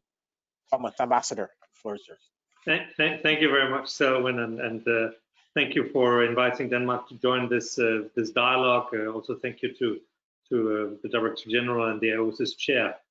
I'm glad that we can meet in cyberspace. Welcome to my kitchen. Selwyn, you said at the outset that this is also about ratcheting up ambition for reaching the Paris Agreement, and I think the SID and Europeans, we have a joint and common cause here in doing everything we can in a way to use the Recover Better strategy of the Secretary General to also make common cause in forcing that high ambition alliance of those who want to go further and faster as we move towards Glasgow. And if there's one outcome of this dialogue, it is really that we put ambition at the center of what we do. Trillions of dollars will be spent by the global community, and we will maybe spend all our fiscal headspace in recovering from the crisis. And if the recovery doesn't allow us to build back better and greener, we will fail. And I think we have a common endeavor working with IRENA, working with the UN to make sure that happens nationally in Denmark. To answer part of your question, Selwyn, as the crisis has been going on, we have been working on putting together our own national plan for meeting Paris, and we are moving to 70% emissions reductions by 2030, which will include going to 100% of our energy from renewables by roughly 2028. We can only get to 70% because we still have emissions from transport and not least from agriculture and from animals. And we're doing that as part of what will become the European NDC, which hopefully will be submitted later this year, and where we hope for a European joint ambition of going to 55% reduction by 2030, with the aim to being climate neutral by 2050. That's the common European target. As part of this plan, we will be building 2 artificial islands in Denmark. Denmark is actually an island nation. We have 1,400 islands, of which more than 70 are inhabited. So we are in some ways a northern SID, if you want, or not a SID, I guess, without the D, or developed. But on these 2 islands, we will be building wind farms with windmills 2/3 of the height of the Eiffel Tower to generate offshore wind that can also be used to create the green hydrogen that can fuel ships and airplanes and trucks and all the heavy industries that need to be decarbonized. And I think in terms of offshore wind, SIDs in general have a huge potential in actually becoming energy leaders. And working with Francesco and IRENA, we are ready to share our knowledge and our capacity through IRENA, also working with the Danish Energy Agency. And I think there's a lot that can be done in that regard. The second area where we are working on ambition is really to put the recovery and the ambition at the center of what we do as Denmark, but also as Nordic countries. At the World Bank, the MDBs, we're putting a Nordic cooperation program together on building back better and greener. And we are also putting our financial resources into this. I think we have all doubled our contributions to the Green Climate Fund. We have earmarked billions this year for the recovery. And we are also putting that as a priority for our budgets going forward. And we as Denmark, we have pledged to the SG to continue leadership on SDG 7 on energy transition, working with IRENA, the IEA, UNDP, and the international system. And we will stay committed to that. The third area where we should work on ambition, and you've already mentioned it, is the NDCs. As we enhance them, as we infuse energy transition into them, working with IRENA, with the Lighthouse Project, the NDCs really could become almost like investment platforms, also speaking to the point raised by the minister. Many SIDs, the volume of the investment is too small for private investors. We've heard that from several ministers, but if you look at the total NDC as an investment plan, that maybe could be the subject of a revolving fund, guaranteed by MDBs, but then bringing in private investors. I've been working with a team that has been looking at whether that could be done. They've been looking at some of the Pacific Islands as a test case, but maybe that idea could be enlarged to others, because we have to crack the size conundrum for the SIDs. I think I would also just repeat what several have said.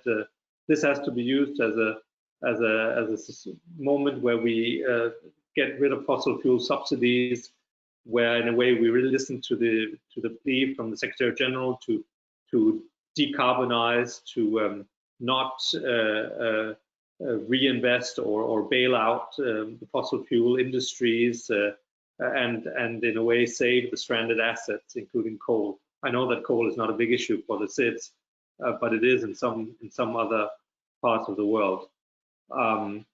So let me just finish by saying that we really want to continue working with the SG's office, with IRENA, with the SIDs on sharing knowledge, on scaling up ambition, on finding ways to finance this going forward. And we do hope that together we can also scale up ambition and show the G20 how recovery is done and how transition is built into ambition as we move to Glasgow. Thank you, Selwyn. Thank you, Thomas. And this is a perfect intervention as usual. And I think this coalition of SIDs and Nordic countries and some of the smaller EU countries around this green recovery is really something, using IRENA as almost as a platform or as a fulcrum for action is something that I know that you and many others will pursue. But thank you again for your concrete, specific, and practical suggestions on the way forward. I now have the honor of giving the floor to Minister Osvaldo Abreu. Minister, the floor is yours, sir. Thank you, Mr. Wing. Let me thank IRENA and SEEDS for the opportunity to interact with you and to share some of what we have been done in terms of the climate change and renewable energy, particularly in this hard moment of our life.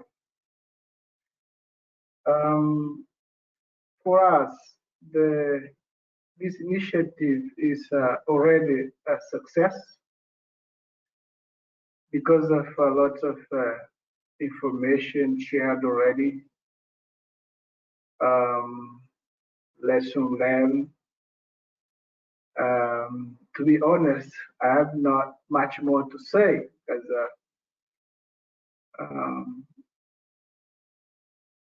all of my colleagues and other speakers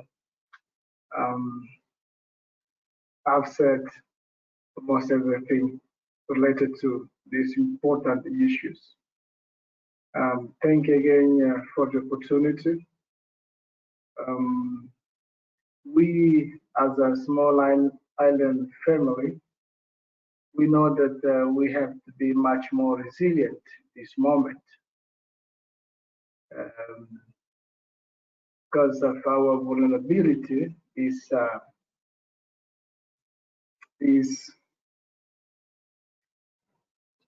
much more difficult because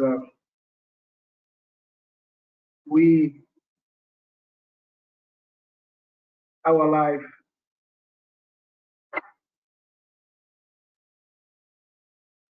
our isolation will be put in a proof, considering the measure that all of around the world that have been taken to avoid the COVID contamination. So we are naturally isolated, and not having possibility to interact with the rest of the world because of the close of the sky of almost all the country. The tourism has been interrupted, and without tourism, our economy is stopped. So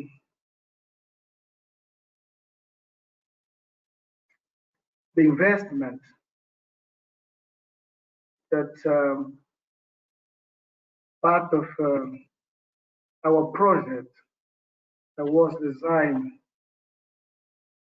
to the rest of the year have been stopped, and we don't have an idea how can we recover it. Ladies and gentlemen, we in Sao Tome have a very strong and profitable partnership with important partner like UNDP, World Bank, BAD,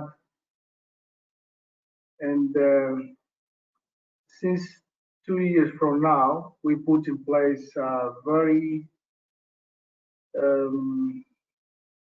efficient program to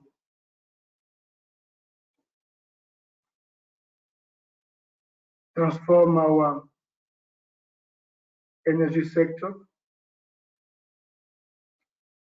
investing in a renewable energy such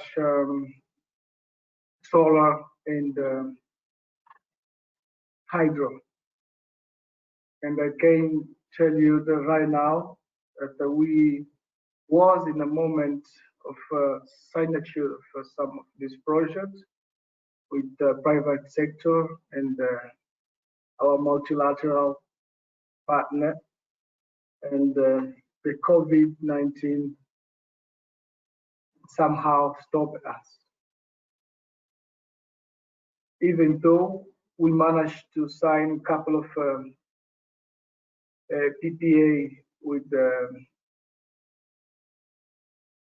private sector to install 2 central solar panels in Sao Tome with the 10 megawatt each. And we are finalizing all the paper to launch the open competition to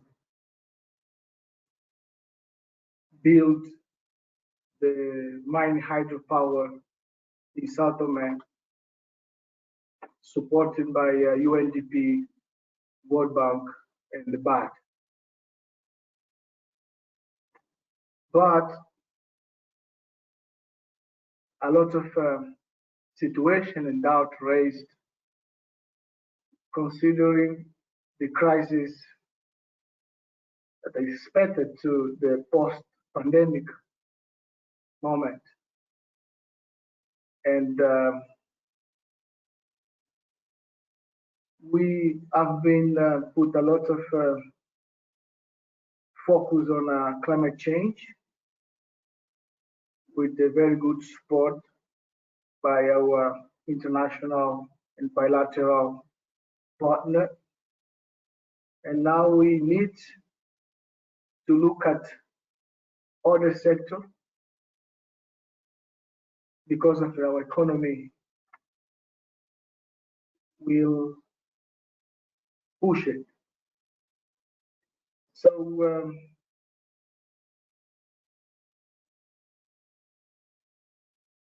this is a very hard moment, a lot of uncertainty, and we are sure that your support, your help will make difference.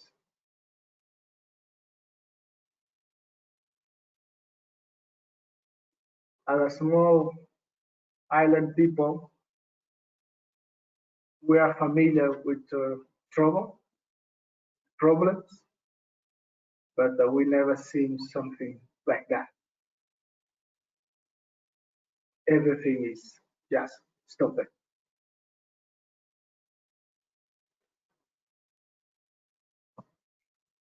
So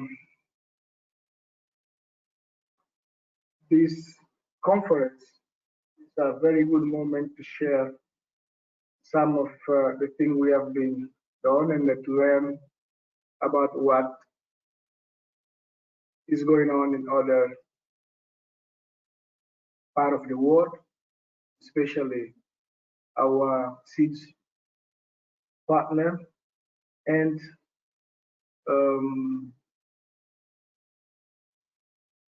to say to our partner that please put some special attention in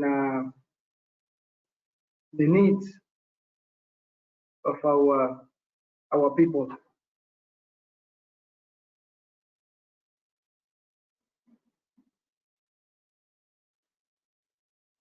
We have some target, some ambition,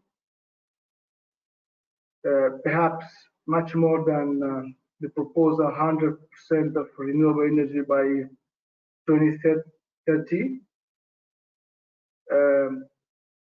because we believe that considering the project we had before the pandemic, we would achieve the 100% of our capability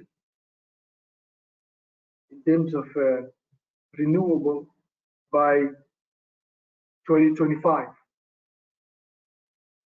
But of course, right now we are not sure that we will still do our best, and we please count on you to achieve some of this target. We would like to reiterate our thanks to all the international partners and to this panel for the opportunity. And please, let's transform the post-pandemic moment as a great solidarity world moment. We as a seeds, we need it. Thank you. Thank you so much, Minister, for your very inspiring words. I now give the floor to the Honorable Gregory Bowen, who's Minister of Infrastructure Development, Energy, Public Utilities, Transport, and Implementation of Grenada. Minister Bowen, the floor is yours.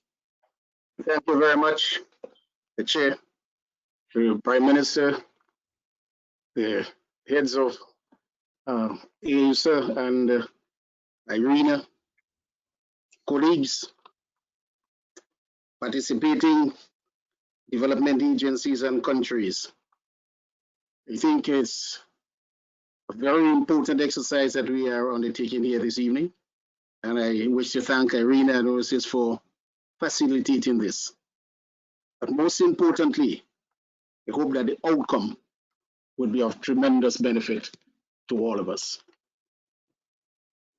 All the countries in the world, but concentrating on SIDS, we suffered, and many speakers before me have indicated what their countries did. Grenada did the same. Stimulus package, relief package, in which every area identified by previous speaker received some form of help. With respect to energy, we placed the legal framework into position in 2017 at a great consequential price. Why is this significant? Because with the legal framework not in place, we promised the world and committed to 20% renewable by 2020. Where are we today? Maybe the lowest in the world, only 1.5%. So we undertook to put a legal and competitive regulatory framework so that investment can be done by other persons. And we had to pay a great price. We have done significant work, assisted by our bilateral partners in renewable energy in the area of solar and the geothermal. And these two areas, really we're asking SID and our community to concentrate in this regard, particularly for Grenada. This will increase economic activities when the state is only collecting 50% of its revenues. As Barbados and the rest of the Caribbean countries, tourism has gone to zero. And we all depend significantly on tourism. Again, noting that we're only at 1.5%, we committed to 100% renewable in the electricity sector by the year 2030. How are we to meet that if we're at 1.5%? Again, a lot needs to be done in this area. Electricity and transport, they use the fossil fuel in about 50-50 ratio. IRENA and its members, respectively, must collectively and individually give urgent attention for financing access. Many speakers before me have said this, and in all my international travels and meetings, it is the same cry. And we heard from Denmark, part of the reason is that the cumulative projects are maybe too small to attract private investors, but we're also looking for developers and the private investors. So that model, IRENA could help us to develop in such a model that we could present to the world for a particular financing. I note that I've been moving along very quickly. I recognize the time, and so I only want to leave this with you. Telecoms and ICT got us through COVID.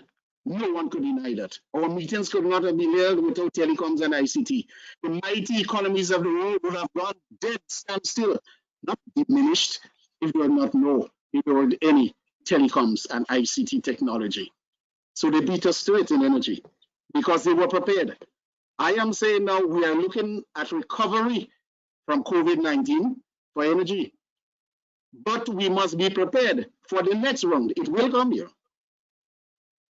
The professionals are saying this, and we should know that of our own. So while we were locked down, goods were moving. Fuel moved from its source to many of the small island development states. So we burnt fossil fuel. But it will happen again. We must be prepared, therefore, to be able to serve ourselves, particularly in the small island development states, when it happens again. And it could happen quite quickly. So I'm urging us not only to look at the recovery, but to look at what will come, maybe in 1 year, maybe in 3 years, even if it's 10 years, we must be prepared. And I'm looking towards IRENA and the rest of us to collectively do what we have all said there this evening, provide financing. We're also looking into wave, direct energy for cooling, and into wind. All of this, we have a responsibility to do. So I thank IRENA and AOSIS, and I know that you can find on Grenada many of the items that I so briefly skimmed through. Thank you very much, and I know there are others after me. Thank you. Minister, thank you so much for accommodating us. It was short but very substantive, and you raised many good points. We will now hear from three of the institutions that will support SIDS during this important transition, during this recovery. First, the Asian Development Bank, followed by UNDP, and followed by a representative from the Green Climate Fund. Len, the floor is yours, and I encourage you to try to stick as close as 2 minutes as possible. Thank you very much, and a very early good morning from here in Manila, and best wishes from President Asakawa to the Alliance of Small Islands, IRENA, and the other participants at this meeting. It's been very illuminating, and we have heard from all the members about their concerns. I would like to make 4 specific points within this time frame. The first is in terms of ADB's immediate response to COVID. ADB, as well as other development partners, including the IMF, the World Bank, bilateral and multilateral agencies, we have been working with governments in the Asia-Pacific region to support in this time of crisis, to address critical healthcare needs, to improve liquidity and recovery plans, and mitigate the impact on vulnerable populations to the extent possible.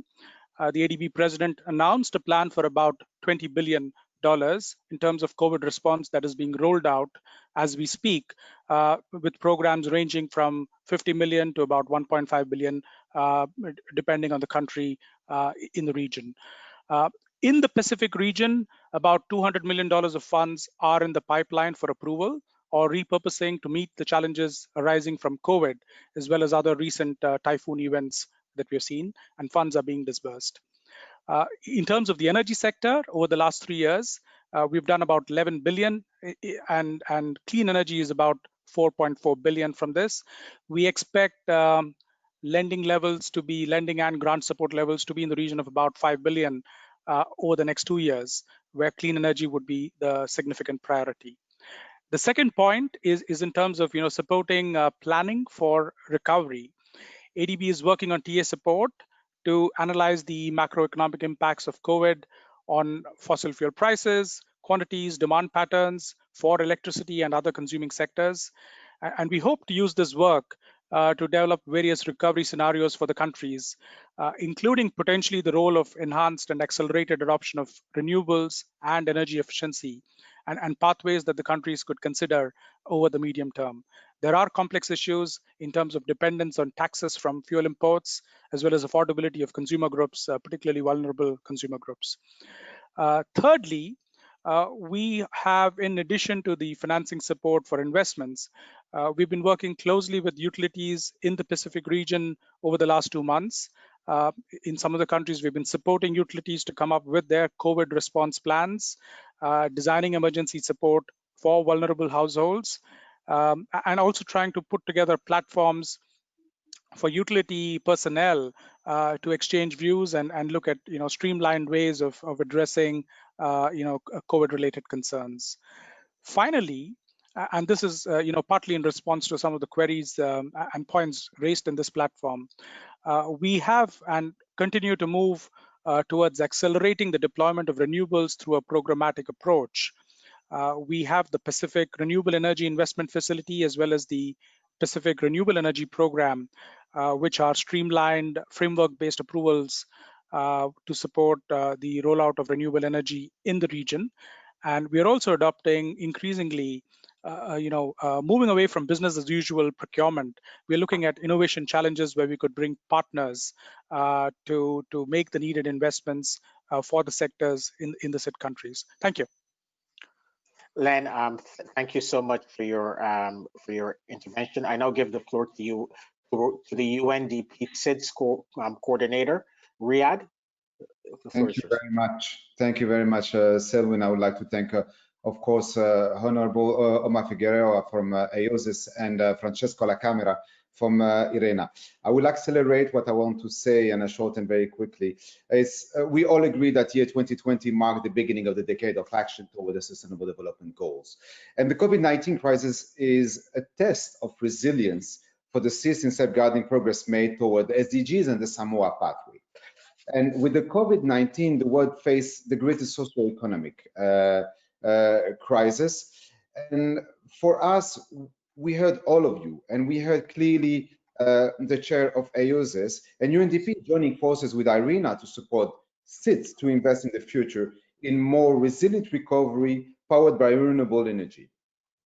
It is clear that all importing countries such as the small island developing states may experience a short-term benefit from lower oil prices, but COVID-19 induced recession will damage their social and economic prospect and threaten to push millions of people into poverty. So transitioning to renewable energy is one of the top priorities. Some estimates suggest that SIDS globally will save around 3.3 billion annually if they switch to all energy to renewable sources, equivalent on average to around 3.3% of their GDP through some countries. And it could achieve much higher percentage savings, especially in the Pacific and the Indian Ocean. And policymakers should keep this positive energy horizon, and it was stated several times now. Some have adopted targeted for scaling up renewable energy that are most ambitious and the spectrum globally. Cook Island, Cape Verde, we heard STP 100% of energy by 2025. Fiji, St. Vincent, Grenadine, Vanuatu, Samoa, all want to increase to between 60 to 100% within the 5 to 10 years. For us as UNDP, through our enhanced offer, we'll be supporting access to clean energy for 6 million people in the small island developing state, assisting 25 SIDS to achieve at least 25% share of renewable energy. And in terms of recovery, with our strategic partnership with IRENA, GCF, and Sustainable Energy for All, was translated during the climate summit into action through the climate investment platform, a unified mechanism for government and international organization and private sector to support the realization of ambitious climate plans in the context of the NDCs. We are happy to announce that UNDP and IRENA are already helping Sao Tome and Principe and Comoros in responding to energy development challenges through the climate investment platform. In Sao Tome and Principe, we are supporting the government to increase the share of hydroelectricity in the grid, and in Comoros, supporting is being provided with the development of geothermal energy resources. with an initial project intended to confirm the presence of commercially exploitable geothermal resources. In both cases, the support includes both support for creating the enabling conditions as well as leveraging the required investment in the sector. Discussion will be undertaken for the forthcoming days to support Pacific Seeds and the Caribbean. Opportunity to deepen energy reform. NDC offer a ready-made, publicly backed framework for solutions to help countries find a path through this pandemic. With international partners and financing already committed to support, right now, as we help countries to prepare, respond, and recover in face of COVID-19, UNDP and IRENA and other partners are simultaneously working in 27 small island developing states through our climate promise to deliver these plans. A total of 27 seats, 11 in the Caribbean, 10 in Asia Pacific, and 6 in Africa, across all regions, are currently participating to the climate promise. More than a third of the support seats have indicated clearly in their revision plan that they will raise mitigation ambition and enhance the adaptation component to the revised NDCs. The primary sector for the seeds are including enhanced NDC are energy. Our strategic partnership with IRENA will translate into action to the request to the support of recovery and respond to the SDGs and Samoa pathway. Thank you very much. Thank you so much, Riyad. Our final speaker is our colleague from the Green Climate Fund, Pierre. You have the floor. Thank you, Chair. Your Excellencies, ladies and gentlemen, we've heard you all. The climate vulnerabilities of the seeds are real, and this has been very much developed already. Growing temperatures that result in demands, higher demands for cooling, shortages of drinking water. You've named many of the challenges during this consultation. And here today, we are facing a new normal with a global economic slowdown. And our eyes are all in the future, and we are aspiring for a recovery. But not everyone has the same means to recover, and not everyone is actually affected the same way. So we've heard that the tourism sector of the seeds, which has been a very important economic pillar, has been severely hit. And we also have understood that not everyone has an equal opportunity today towards hope. So, Excellencies, please let me first say that climate finance at all is not related to the size or the categorization of any country. It's a global challenge which we at the GCF, we spend no efforts to tackle. The seeds are as important in this journey as all emerging economies, and every small island developing state that adopts low emission path is a significant step forward. So also, Excellencies, I want to have a very small, quick technical dive here, because we have heard a lot about vulnerabilities. And I want to say that vulnerability is not the same thing as low emission pathways. Indeed, the energy transition will help the seeds adopt a low emission path. And we know that the issues of vulnerabilities are rightly addressed from the angle of climate adaptation. So to put it simple, financing climate resilient infrastructure requires track records that infrastructure has been affected in the first place by climate change.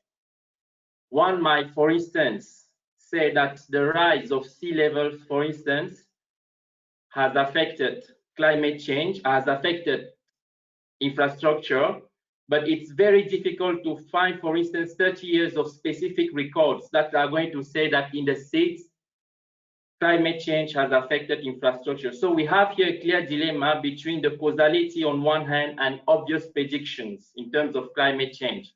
So what I want to say here very quickly, Excellencies, is that climate change projects in terms of energy transition needs to be further presented from the angle of mitigation to get access to resource and to funding. Now, we have also heard a lot about the bankability of projects here today. And we know that many players and finance projects that are bankable. And a bankable project is a project which will show profitability and guaranteed returns at the same time. Excellencies, this is very important to be aware that policies are going to play an important role into assuring the bankability of projects. In reality, 90% of investments in renewable energy over the past years have been carried by the private sector. So the energy transition of countries historically is a private sector business. Fiscal incentives are going to play a role in this policy journey. With the new normal, we are also witnessing how various development partners are extending their hand of support. But the speed at which everyone will be able to move green stimulus packages from the announcement of those packages to the moment where the money is actually available is very critical. We want to acknowledge here that goodwill alone will not be sufficient to accelerate climate finance because things are going to take time. And the reason is that our institutions were not designed to react in a state of emergency. But the mandate of the Green Climate Fund is to support countries with climate finance. And we fully perceive the opportunity for a green stimulus in the recovery path. And at the same time, we know that we cannot change our institutional mandate during these challenging times.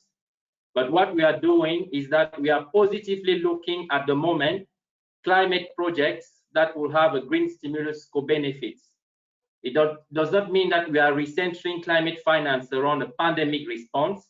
It simply means that co-benefits that are serving the needs of the society during these exceptional circumstances are important to us as well.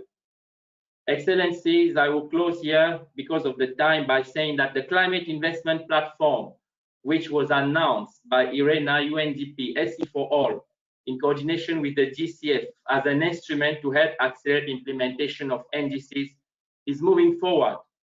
I'm pleased to report that the GCF is keen to process not only readiness funding at the demands of countries, but also financial support for the preparation of climate investments, starting with the energy transition. New initiatives like this one should be carefully implemented. The capitalization of the platform is important, but will not happen if we don't have to agree that coordinated efforts right now are our last chance to address the issues at hand. This is why the entire constellation of partners to the climate investment platform, including the GCF, is moving and will be moving at the demands of countries. Thank you. Thank you. And let me thank all speakers for their presentations this afternoon. And I now turn the floor back over to the chair of AOSIS. Minister, the floor is yours.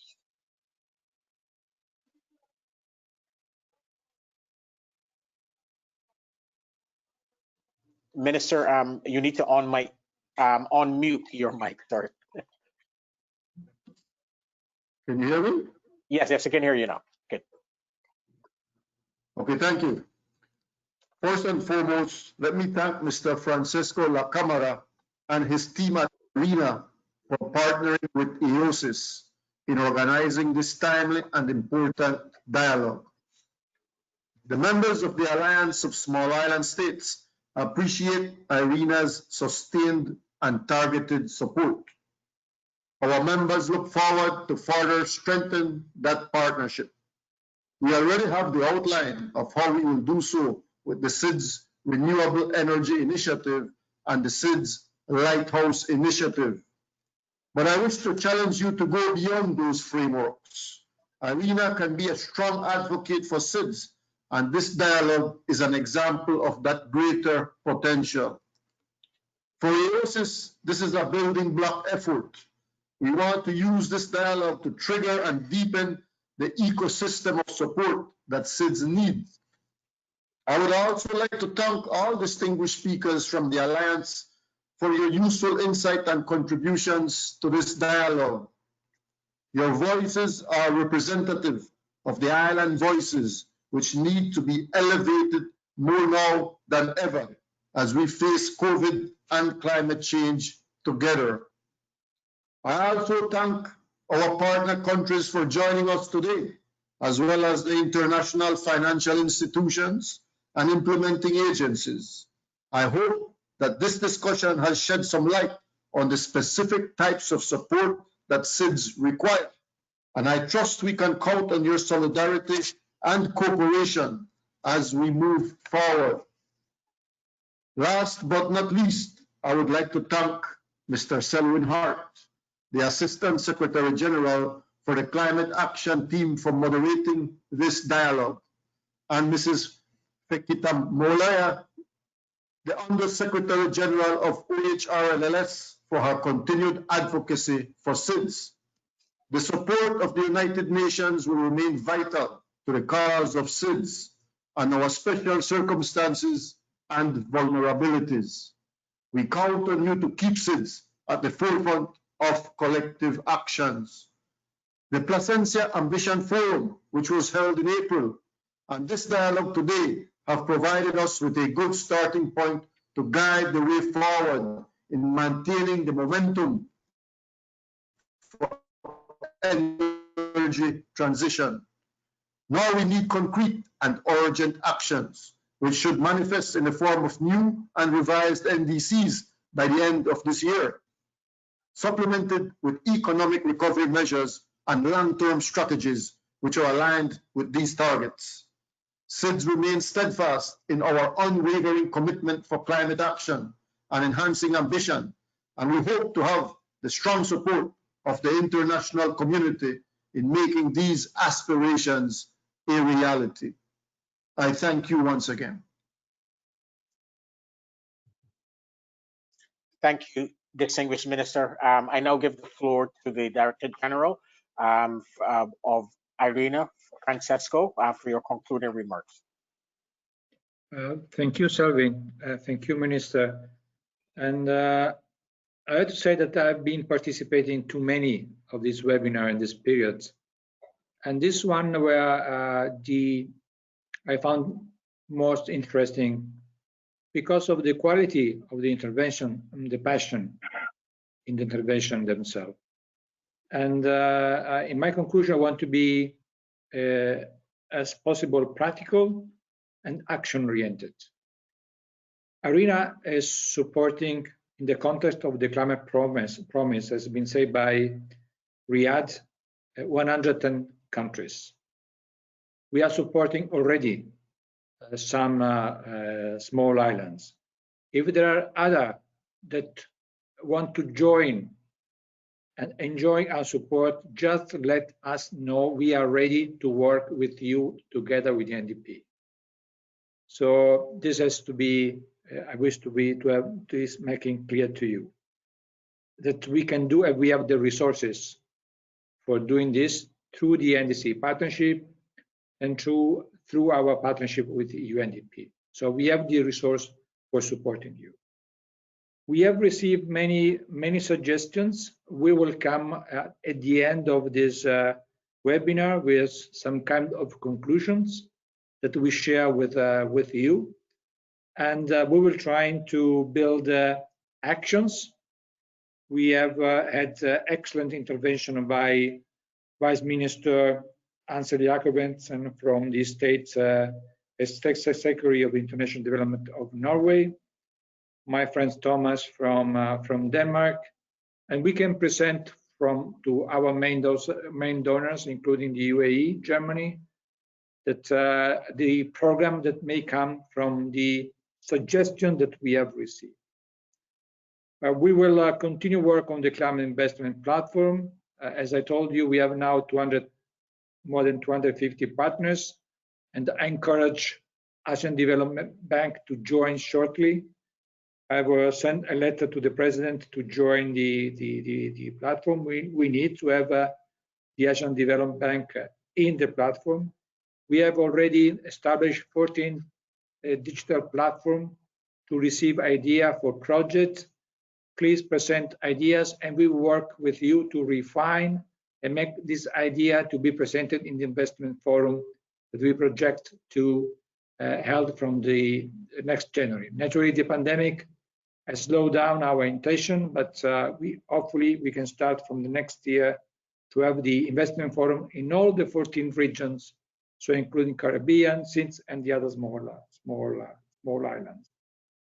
So, and the last point is that in the occasion of the next assembly in January, we will monitor what has come from the today meetings and what have you been able to achieve. So we take the commitment to monitor what's come out from this meeting, from the conclusion of this meeting. In this respect, I also will try to investigate with Selvin in the next future what kind of role IRENA can play in the UN recovery funds.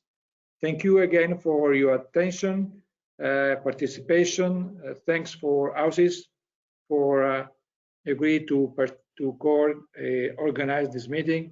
Thank you again to you, Selvin, for your moderating role. Thank you very much. Thank you so much, both of you. And I really want to congratulate you on an extremely successful event, as well as for your very strong and firm leadership. It is clear to me, and I have two quick observations. The fact that you had representatives, senior ministerial representatives from every SIDS region in different time zones, actively engaged and participating in this session shows that AOSIS, the strong political will and leadership of AOSIS to recover better from this crisis. No one can doubt that AOSIS is prepared to lead the international community. And the second observation is that it's clear in every intervention,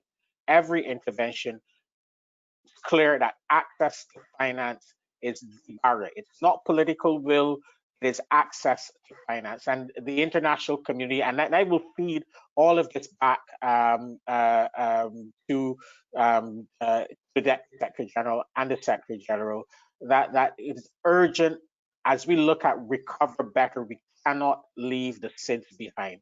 This issue of access to finance must be dealt with head on.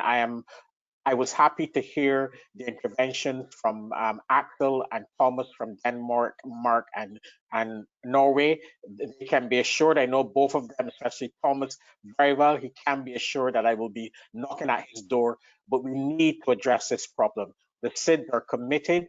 They want to recover better. They want to recover green. The international community must step up to support them. Thank all of you for participating, and I look forward to continuing to work with all of you. Bye-bye.